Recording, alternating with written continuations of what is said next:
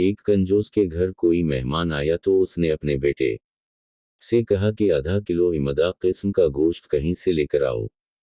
बेटा बाजार गया और खासी देर बाद खाली हाथ घर लौटा आया। कंजूस बाप ने पूछा, गोश्त कहाँ है? बेटा बोला, अबा जान मैं कसाई के पास गया और उसे कहा कि जो सबसे इमदा गोश्त तुम्हारे पास है वो आधा किलो दे दो। कसाई ने कहा, बेफिक्र रहो, मैं तुम्हें ऐसा गोश्त दूंगा कि गुया मक्खन हो। मैंने सोचा अगर ऐसा ही है तो मक्खन ही ले लेता हूँ।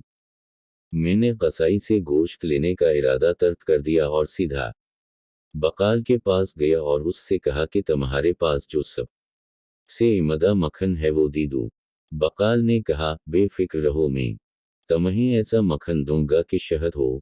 मैंने सोचा कि अगर ऐसा ही है तो फिर शहद ही खरीद लूं। चनाचा में शहद वाले के पास गया और उससे कहा कि तुम्हारे पास जो सबसे इमदा शहद है वो मुझे दे दो। शहद वाले ने कहा, बेफिक्र रहो, मैं तुम्हें ऐसा शहद दूंगा गोया कि बिल्कुल साफ शिफाफ पानी हो। मैं सोचा अगर यही किस्सा है तो पानी घर में ही मौजूद है, इसलिए मैं खाली हाथ वापस आ गया।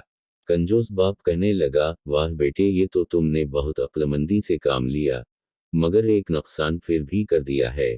वो ये कि एक दुकान से दूसरी दुकान जाने में तुम्हारी जूती घस गई होगी।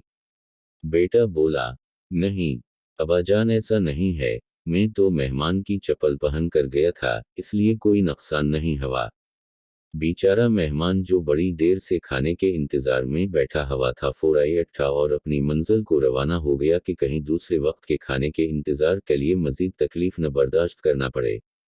मजीद ऐसी ही मज़ाहिया और फ़नी वीडियोज़ के लिए चैनल को सब्सक्राइब करें और वीडियो को लाइक करना न भूलें।